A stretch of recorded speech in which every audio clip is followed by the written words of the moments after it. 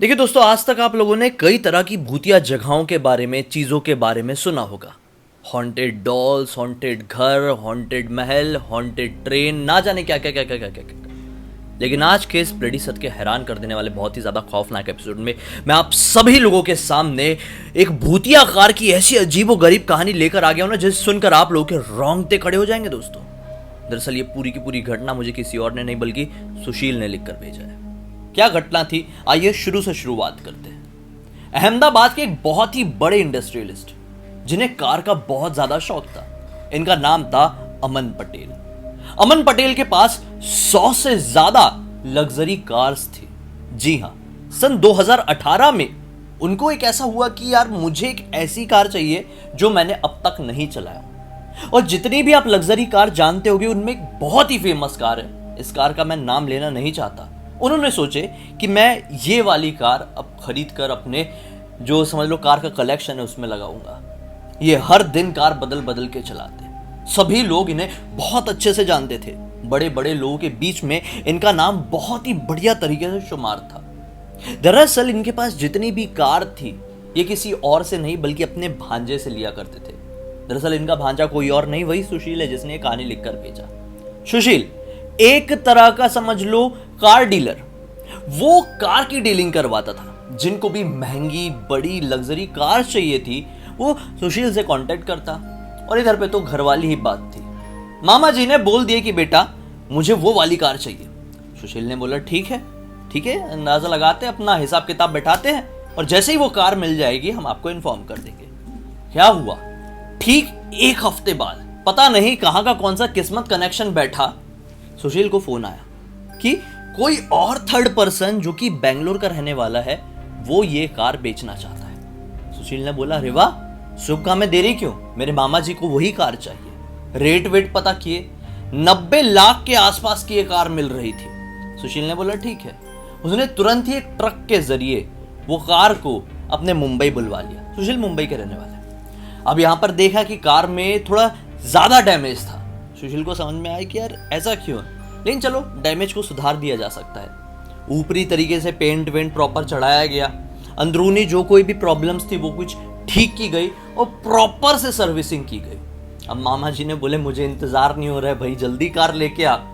बस ये जिस दिन कार कंप्लीट हुई पूरी तरीके से, मुंबई से ड्राइव करते हुए हाईवे के थ्रू अहमदाबाद पहुंच गए। लेकिन इसकी ये जो हाईवे वाली जर्नी थी ये नॉर्मल नहीं थी। सुशील को जब रात में ये वहां पर ड्राइव कर रहा था तो अपने कार में जो ऐसा रियर व्यू मिरर होता है ना, उस मिरर के जरिए पीछे 4 लोग दिखाई दिए थे। जबकि ये कार में पूरी तरीके से अकेला था, कार ड्राइव अकेला ही कर रहा था। कार में किसी और के होने की गुंजाइश थी ही नहीं, क्योंकि ये मुंबई से रात के समय निकला था और बीच में कहीं भी नहीं रुका था। लेकिन जब ये एक सुनसान हाईवे में पहुंचा था तो इसे अपने कार में पीछे बैठे 4 लोग दिखाई दिए थे जिनके सर में बिल्कुल सेम जगह पर चोट लगी हुई है। सुशील इन लोगों को अपने रियर व्यू मिरर में देखकर बहुत ज्यादा घबरा गया था। वो तुरंत ही जोर से ब्रेक मारा था और उतर गया था। पानी वानी पिया था, थोड़ा खुद को नॉर्मल किया था और लगभग 15 मिनट बाद अपनी जर्नी को कंटिन्यू किया था। इस तरह की जर्नी को कंप्लीट करके वो अपने मामा के पास सुबह सुबह के टाइम पे पहुंच जाता, एकदम अर्ली मॉर्निंग। अब मामा जी से ये बातें डिस्कस नहीं करता है, मामा जी को दिखाता है कार वार मस्त चला के देखते, उनको पसंद आती, एकदम लग्जरी हाईफाई कार थी यार। मामा जी मस्त मजे में चलाते हैं। यहाँ पे इनकी डीलिंग होती है, जो भी इनके पैसों की रही होगी बढ़िया वो डीलिंग हो गई। सुशील क्या बोलता है कि अब देखो मामा मैं निकलता हूँ, मुझे ना और कार के कुछ ऑर्डर्स आ रहे हैं तो मैं उन्हें बेंगलोर से अलग अलग जगह से बुलवाने वाला हूँ, तो अभी थोड़ा बिजनेस का टाइम चल रहा है तो मैं रुक नहीं पाऊंगा। ऐसा बोल के सुशील यहाँ पर आ जाता है और अपनी लाइफ को कंटिन्यू करने लगता है। वहाँ पर मामा जी की लाइफ कंटिन्यू हो जाती है। अरे मामा जी के पास ये 101वीं कार थी, इतनी सारी गाड़ियाँ, अभी अभी जो कार आई थी उन पर किस पर ध्यान दे पाते। दरअसल इनका बिजनेस था यार, अब क्या कार ही चलाते रहेंगे क्या। इनके पास ये जो कार आई थी, इस कार को चलाने का अवसर इन्हें 2 महीने बाद मिला। होता है भाई, होता है, जो बड़े लोग होते हैं ना उनका ऐसे सिस्टम रहता है कि घर से नहीं निकल पा रहे, किसी काम में अटक जा रहे, अरे निकल भी रहे तो बाय चॉइस, आज ऐसे जाएंगे आज वैसे जाएंगे।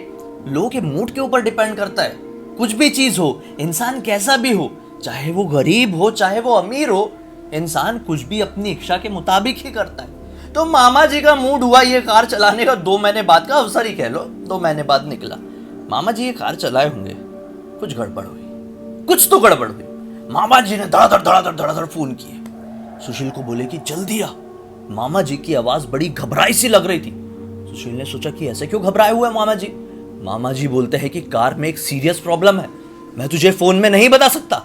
हालांकि उस समय सुशील को क्लिक किया था दिमाग में, जी हाँ, क्योंकि वो जो हाईवे के थ्रू इस कार को लेकर जा रहा था तो अजीबो गरीब चीजें उसे दिखाई दी थी कार के अंदर। सुशील के सबकॉन्शियस माइंड में वो बात बैठी हुई थी, कहीं मामा जी के साथ कुछ दुर्घटना तो नहीं हो गई, कुछ अजीब तो नहीं दिखाई दे दिया, कुछ गड़बड़ तो नहीं हो गई। अरे महंगी कार भी थी यार।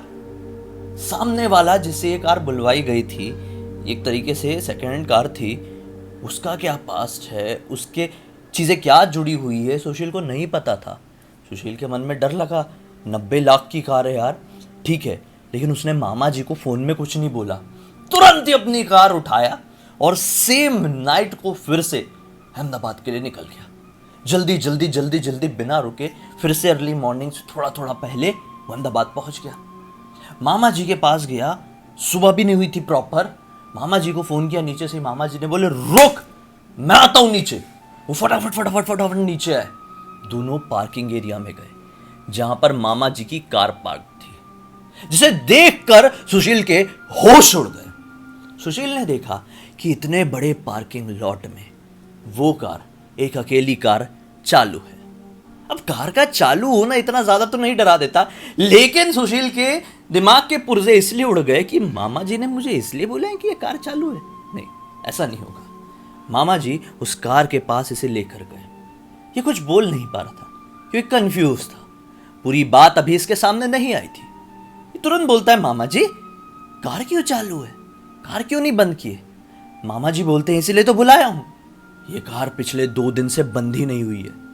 मैं जिस दिन से ये कार को लेकर निकला था, जब मैं यहां पर पहुंचा तो कार में अजीबोगरीब एक्टिविटी हुई और ये कार फिर बंद ही नहीं हुई। मामा जी को बोला, मामा किस तरह की अजीबोगरीब एक्टिविटी, जरा एक्सप्लेन कीजिए। मामा जी बताते हैं कि दरअसल मैं एक बिजनेस मीटिंग में अहमदाबाद से दूसरे शहर जा रहा था। उसी दौरान जब मैं हाईवे में था, रात का वक्त था, मुझे इसके रियर व्यू मिरर के जरिए 4 अजीबोगरीब लोग दिखाई दिए, जिनका चेहरा पूरी तरीके से सड़ा हुआ था, गला हुआ था, बहुत ही ज्यादा खौफनाक दिखाई दे रहे थे। मैंने तुरंत कार को रोकने की कोशिश की, लेकिन कार के ब्रेक फेल जैसे हो गए थे।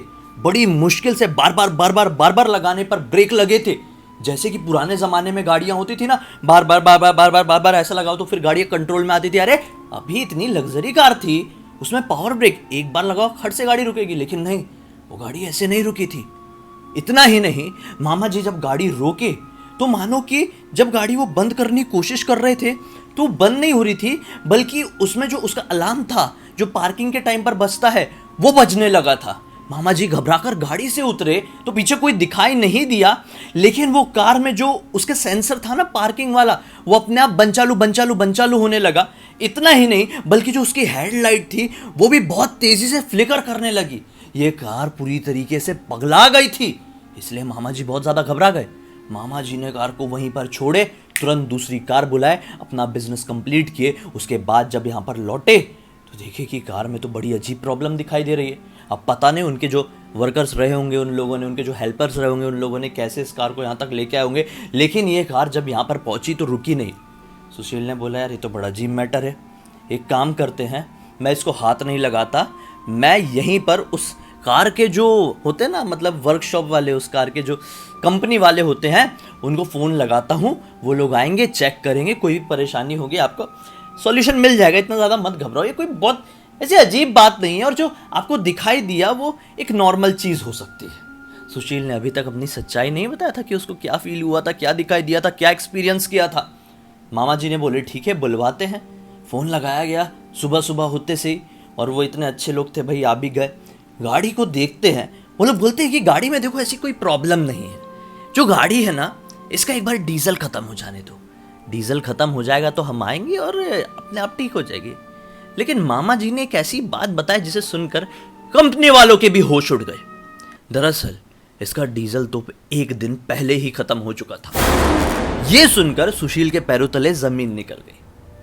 जब डीजल खत्म हो चुका है तो ये कार अपने आप चालू कैसे है? ठीक है, वो कंपनी वाले चले गए। सुशील ने बोला कि एक काम करता हूँ, मैं इसके इंजन का जो प्लग होता है ना, वो पावर प्लग जो होता है वो निकाल देता हूँ। पावर प्लग निकालने के बाद भी गाड़ी नहीं रुकी। इसके बाद सुशील ने सोचा कि बैटरी ही गाड़ी से अलग कर देता हूँ। बैटरी अलग करने के बाद भी ये गाड़ी का इंजन बंद नहीं हुआ। अब ये बहुत ज़्यादा घबरा गया। अब इसके दिमाग के पुर्जे पूरे खाली हो गए। अब इसने सोचा कि मामा जी को सच्चाई बताना बहुत ज़्यादा ज़रूरी है, क्योंकि ये अजीब और गरीब एक्टिविटी हो गई है ज़िंदगी में। जी हाँ, किसी को हार्म कुछ नहीं हुआ था, लेकिन क्या हार्म होने का इंतजार करेगा अब इंसान? बता दिया सुशील ने कि एक बात अपने मामा जी को बताया कि किस तरह से जब वो मुंबई से पहली बार अहमदाबाद तक इस कार को लेकर आ रहा था, तो बीच हाईवे में रियर व्यू मिरर में उसे भी अजीब और गरीब 4 लोग दिखाई दिए थे। और जब वो अपनी कार से उतरा था तो उस कार में कोई भी नहीं बैठा हुआ था। और सेम टू सेम चीज मामा जी के साथ भी हुई थी। तो मामा जी ने भी एक बार में उसकी बातों का विश्वास कर लिए। अब क्या हुआ, किस्मत से मामा जी अपने परिवार के एक पुरोहित को बहुत अच्छे से जानते थे। मामा जी ने तुरंत ही पुरोहित जी को फोन लगाया, बोले जल्दी आ जाओ, मैटर हो गया है भाई बहुत बड़ा। पुरोहित जी आए, पुरोहित जी ने चेक किए, बोले अरे ये तो कुछ गड़बड़ है। पुरोहित जी ने क्या किए, बोले कि एक बड़ी पूजा करवानी पड़ेगी। अगले ही दिन एक बड़ी पूजा करवाई। लेकिन हाँ, अभी तक मैं आपको एक बात बताना मिस हो गया कि जब तक पुरोहित जी यहाँ पर पहुंचे थे, गाड़ी का इंजन बंद हो चुका था। लकीली, किस्मत से गाड़ी का इंजन बंद हो गया था। इन लोग वहां पर सोने गए थे अपने घर में, तब तक गाड़ी का इंजन बंद हो चुका था। पुरोहित जी आए, पुरोहित जी को सारी बात बताई गई। पुरोहित जी ने बोले कि एक बड़ी पूजा करवानी पड़ेगी, तभी मैटर सॉल्व होगा। पुरोहित जी आए, पूजा अर्चना करवाए और बोले कि ठीक है, हमने शुद्धिकरण कर दिया, इसका जो भी कुछ पास्ट होगा, इतिहास होगा, सब कुछ नॉर्मल हो जाएगा। लेकिन मामा जी और सुशील को मन को शांति कैसे मिले भाई? वो जानना चाहते थे कि ऐसा क्यों हुआ, हमारे साथ ही क्यों हुआ, हमारी कार के साथ ही क्यों हुआ। और सुशील तो कार की डीलरशिप में था, उसको ये सब जानना बहुत ज्यादा जरूरी था। तो सुशील ने बेंगलोर में बैठे अपने एक बिजनेस पार्टनर को फोन लगाया, बोला भाई जरा जन्म कुंडली निकालना भले इस कार की। उसने अपना बोला कि एक दिन का मुझे टाइम दे, मैं अपना जो दिमाग का पहिया है उसको घुमाता हूँ, अपने कनेक्शंस फिराता हूँ, फिर पता करता हूँ कि इस कार का इतिहास क्या है। ठीक एक दिन बाद सुशील के बिजनेस पार्टनर का बेंगलोर से फोन आता है। वो बताता है कि दरअसल बेंगलोर हाईवे में इस कार का आज से 2.5 साल पहले एक बहुत ही बुरा एक्सीडेंट हुआ था। जब ये कार बिल्कुल नई नई आई थी, घर पर लेकर जा रहे थे। गाड़ी में इस परिवार के 5 लोग सवार थे और एक ट्रक की वजह से इसका एक बहुत ही गंदा एक्सीडेंट हो गया था, जिस वजह से 4 लोगों की ऑन द स्पॉट मौत हो गई थी। और जो एक बचा था वो कोमा में है, अभी भी कोमा में है। जब ये बात सुशील और मामा जी ने सुने तो बहुत ज़्यादा घबरा गए भाई, कि मतलब ये किस तरह की चीज़ है। ये मतलब किसी की मौत हो गई तो क्या कई बार ऐसा होता है क्या कि उसकी आत्मा उस तक चिपक के रह जाए, वो चीज़ को पोजेस कर ले? अरे होता है भाई, होता है। मैंने भी आप लोगों को कई बार बताया हूं कि अगर कई बार किसी भी इंसान को किसी भी चीज़ से बहुत ज़्यादा लगाव होता है और वो चीज़ उसे बहुत समय तक नहीं मिल पाती है, तो अगर उस इंसान की अकाल मृत्यु हो जाती है तो उसकी आत्मा उस चीज को हासिल करने के लिए जरूर इस दुनिया में भटकती है। बिल्कुल इस परिवार वालों के साथ भी ऐसे ही हुआ होगा। शायद इतिहास में इसके परिवार वाले चाहते होंगे कि ये कार हमें मिले मिले मिले। काफी समय बाद जब इन्हें ये कार मिली होगी, ये हंसी खुशी अपने घर ले जा रहे होंगे, लेकिन हाईवे में इनका एक्सीडेंट हो गया, इनकी मृत्यु हो गई। इनका लगाव, इनका प्यार वो पूरी तरीके से सेटिस्फाई नहीं हो पाया। इस वजह से मरने के बाद भी उनकी आत्माएं, उनकी रूहें इस कार के अंदर समाई हुई थी। लेकिन शुक्र हो वो पुरोहित जी का, जिनके आशीर्वाद की वजह से, जिनकी पूजा पाठ की वजह से, जिनके शुद्धिकरण की वजह से वो आत्माओं को शायद तृप्ति मिल गई होगी, उनको शांति मिल गई होगी। और वो कार आज पूरी सलामत से उस परिवार मिस्टर रमन पटेल के पास आज भी मौजूद है। मेरे पास इस कार की असली फोटो थी, है भी, सुशील ने भेजे भी है, लेकिन मैं डालना नहीं चाहता। मैं सही नहीं समझता हूं मैं किसी भी कार की कंपनी को, मैं किसी भी इंसान को अपने वीडियो के जरिए डिफेम नहीं करना चाहता हूं। मेरे वीडियोस, मेरी कहानी केवल और केवल आप लोगों के मनोरंजन के लिए होते हैं, इसलिए इसे अपने मनोरंजन तक ही सीमित रहने दें। किसी के लाइफ में हम पर्सनल तो नहीं घुसेंगे कभी। उम्मीद करता हूं आज की कहानी आप लोगों को अच्छी लगी होगी। अच्छी लगी है तो इस वीडियो को लाइक जरूर कर देना। अरे चैनल को सब्सक्राइब करके बेल आइकन दबा के ऑल के ऑप्शन में क्लिक कर देना, क्योंकि इस तरह के हैरान कर देने वाले खौफनाक वीडियोस आप लोगों के सामने डेली लेके आते रहता हूँ। इन सबकी लिंक इस वीडियो का डिस्क्रिप्शन बॉक्स में मिल जाएगी, क्लिक करके डायरेक्टली वहां पर पहुंच जाना। और इसी तरह की कोई भी कहानी या टॉपिक है तो लिख भेजिए, हो सकता है मेरा अगला वीडियो आप लोग की कहानी या टॉपिक के साथ ही बन रहा हो, और साथ ही साथ आपको मैं अगले वीडियो में शाउट आउट भी दे रहा हूं, ऐसा भी हो सकता है। चलिए कल फिर से मिलते हैं, तब तक के लिए बहुत बहुत धन्यवाद। आप लोगों का दिन शुभ हो।